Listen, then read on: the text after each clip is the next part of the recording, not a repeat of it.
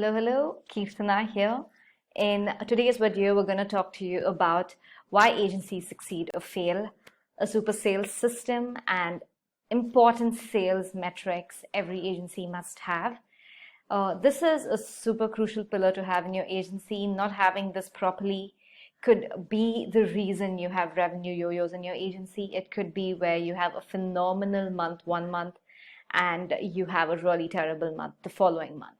And this really impacts your life in general, right? Because you can't hire correctly, you can't have a solid team, you can't make solid decisions when you have a crazy month one month and a really shitty month the next month.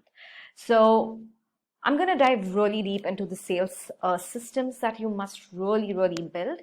And I'm going to talk to you about a few things. I'm going to talk to you about hygiene. I'm going to talk to you about automation. I'm going to talk to you about SOPs. I'm going to talk to you about data. And lastly, I'm also going to talk to you about people. So let's get in. So the first thing is it's important for you to kind of be meeting industry standards. You should be closing at an average rate of 20%, which means if your salesperson is getting on 10 calls, whether it's you, whether it's another person, they should at least be closing. So 20, about 2 calls. So it's important to kind of already be hitting that metric. If that's not the case, it could be that you have a product market fit issue, and that goes deeper. However, if you are hitting 20% and you're being really good at what you're selling and you really want to kind of build a sales system, listen to this. So this is what you're supposed to be doing. The first thing you're supposed to be doing is you have to have a CRM in place. And when you don't have a CRM in place, it's like, you still write down phone numbers in a book. And the problem, and you don't do it on your cell phone. And the problem with that is, it's just, you could lose your book. You don't carry this book everywhere.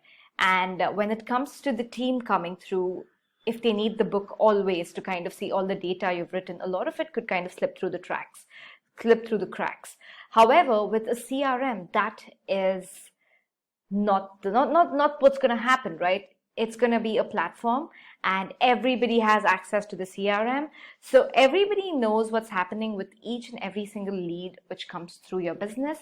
And say a salesperson had to leave and somebody else had to take his or her position, then it really is not a question of, oh my God, how will they get into it? They don't know you're not dependent on the salesperson. Because of a robust CRM, you have all the data and information of every single prospect, every single lead that comes through your business. So some of the CRMs that I do recommend very highly is Close.io, because of you could create these amazing smart views or segmentation to kind of improve the follow-up very easily. Other than that, I also know some agency owners use GHL and Pipedrive.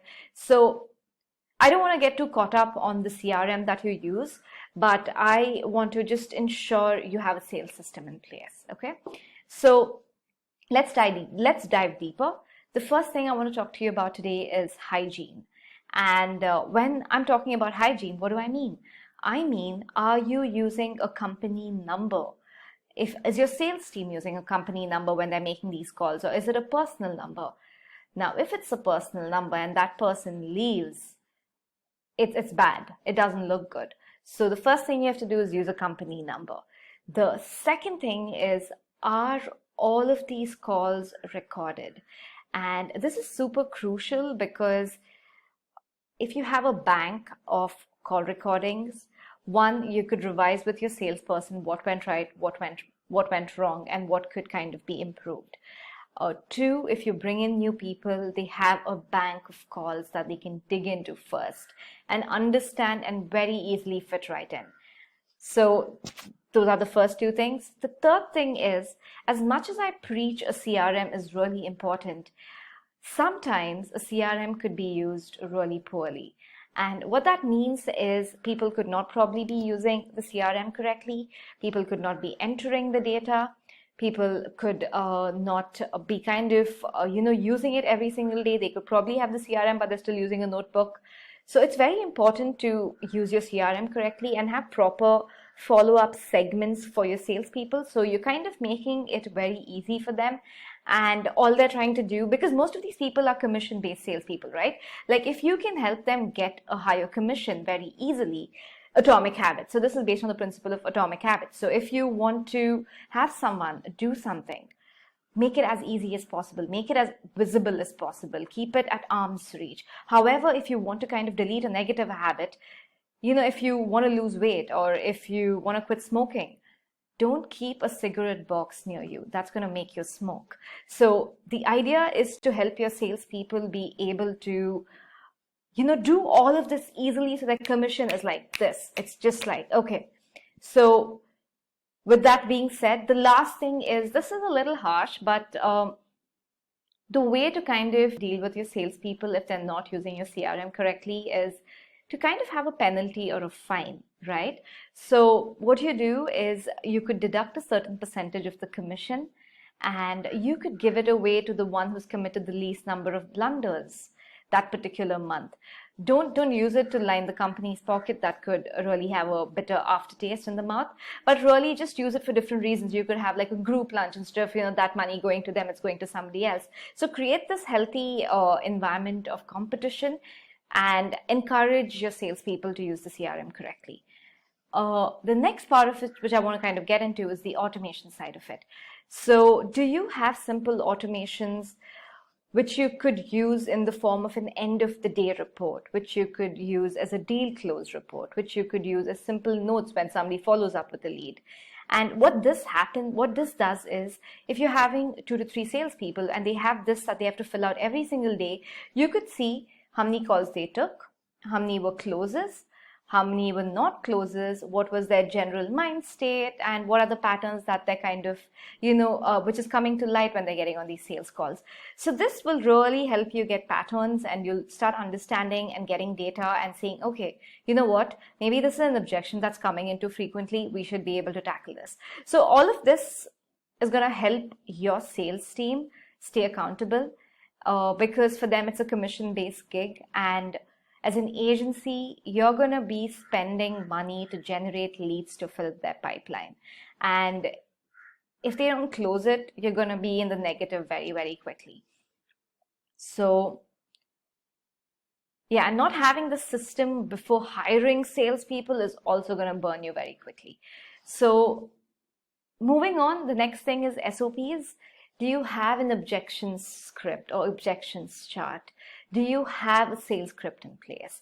So they could kind of use that and kind of make it their own thing, depending on, how many sales calls your agency has taken. If it's a standard good script that's always worked, just have them use it. If that's not the case, you could have them kind of, something that's going to be tweaked continuously depending on how many closes you're getting. And it's going to take some time for you to get that perfect sales script. So the next thing that's really important for you to do is data. It's important to use your CRM to record important data so that every lead, every prospect, you have this data against it, again, giving you more information. So what is the data we're looking at? The data we're looking at is revenue, which is really understanding the lifetime value of your customers. Cash collected and revenue. So say for instance, your program costs $5,000, but the cash collected for the first installment is $2,500, which means cash collected is $2,500, but the revenue is $5,000. And you cannot count revenue as your money because it still hasn't hit your bank. So it's important to have these two. Have a lead journey. Understand when the lead was created. Understand when they booked the appointment. Understand if they showed up for the appointment. Understand what kind of assets did they consume before coming into the sales call. Having these simple things, and if there's a close date, kind of have that in place as well. And the other two things that you could have is the lead source and the lead owner. So what's gonna kind of happen when you have all of this information is you're going to be over time be able to say, hey, my sales team closes my lead in 17 days. And my return on investment for every $1 that I pump into advertising is, for example, $3. So you can put in as much money in the front end because every 17 days that's going to become $3. So if you don't have these numbers, you're blindfolded. You're just going in the dark and you're like, okay, will I not hit a wall? Will I hit a wall? And that's not the way to run your business. And let's go into some quantitative numbers now. So I never really touched upon a sales funnel here. I'm going to talk about a sales funnel in another video, but simple numbers that your sales funnel must have is 2 to 5% must be your lead to close rate. I also touch upon this in my previous marketing video, but just I want to kind of go through it again because it's really important. 5 to 10% is your booked call to close rate. 30 to 50% is your curation rate. What this means is you're literally verifying before sending the lead to the closer, hey, does this prospect have the budget, the need, the money, and they have the time frame to sort of do all of this, and they're kind of in a hurry to kind of execute this problem really. So if they're not kind of qualifying for any of these variables, they're probably not a good lead, and getting them to your closer is probably not the best move because you're wasting your salesperson's time there. And 20 to 40% should be the close rate, depending on which source your lead is coming through. Inbound by default is going to have a higher close rate than outbound marketing. So your cost per acquisition should be 3:1, which means your lifetime value should be 3 times the cost per acquisition. So keep this in mind, and your sales cycle should be as short as possible. 70 to 90 days would be fab. And the other things that you should definitely track is, say you're having multiple salespeople, it's important for you to have a tracking chart in place, which kind of indicates what is the cash per call by salesperson A, what is the cash per deal by salesperson A. So what this does is, so what is cash per call? Cash per call is, say salesperson A takes 10 calls and they were able to collect $10,000. So 10,000 divided by 10 is $1,000. So cash per call is 1,000. So on an average, if A gets on a call, they're going to get $1,000 per call. Now, what is cash per deal? Cash per deal is A gets on a call and he gets on 10 calls, but he closes 2 calls. So cash per deal would then be 10,000 divided by 2, which is 5,000. So knowing these two numbers kind of gives you clarity when you're building your Calendly setup or your round robin setup, to kind of give priority to which salespeople are top notch, so you could push them on top, which are not so great, so you can kind of keep them low and kind of give them lesser calls until they kind of ramp up their skills. And if you don't have this, do you see how blindfolded you really, really are? So touching upon the last thing, people. Most people, as soon as they start hitting the 20% conversion rate, they start bringing in a lot of leads and they're like, oh my God, I need a salesperson now. I need a sales team now. Slow down.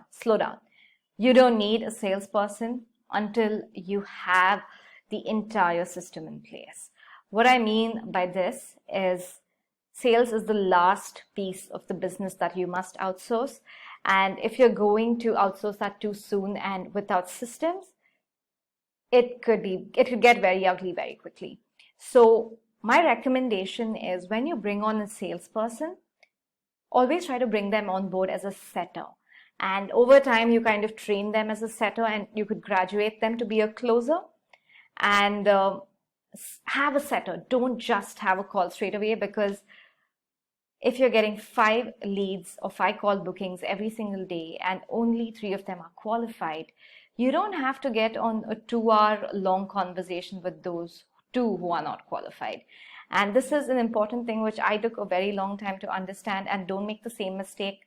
Cut people off who don't have, the means to work with you. You're doing business. You are not. You're not here to just sit and talk to every single buddy. I know it's harsh. It's so harsh, because I didn't do it for the longest time. I would just get on calls with everybody and I would just be like, hey, it's okay. Maybe let me just have a conversation. So be harsh. It's important for you to be ruthless. And that's what's going to help you scale your agency very quickly. So SDRs are sales development reps. These are people who constantly fill your pipeline in your CRM. This could be through LinkedIn prospecting, Instagram prospecting, Facebook prospecting, cold emailing, or your sales funnel. Don't just depend on one source. Always recommend you to have omni-channel presence, or at least 2 or 3. And appointment setter. These are people who pre-qualify your leads once they book a call with you. Have a closer. Closer is the main man or the main woman who gets the qualified lead and they kind of close the deal. Curation rate, very, very important, painful, but you should do it. I should do it. Everybody should do it.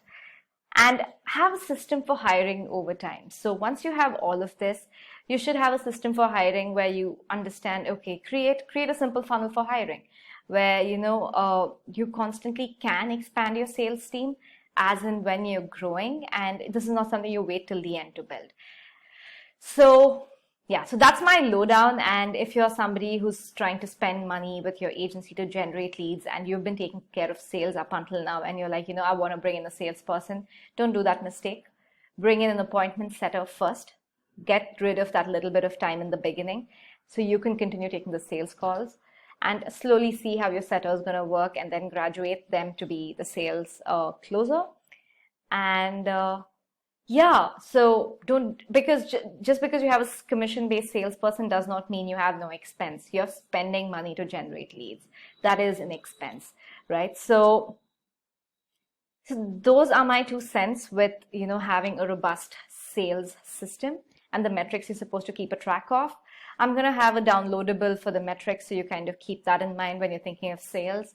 And also, if you're an agency owner and you don't have a robust sales system, you need help with that, hit me up. I'll be happy to help you out and have a chat with you to see what's missing, what's not missing, what you're doing well, and help you build that piece of the puzzle out.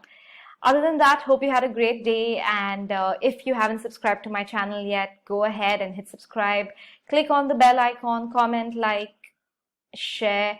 Essentially, have a sales system. That's all I want to say.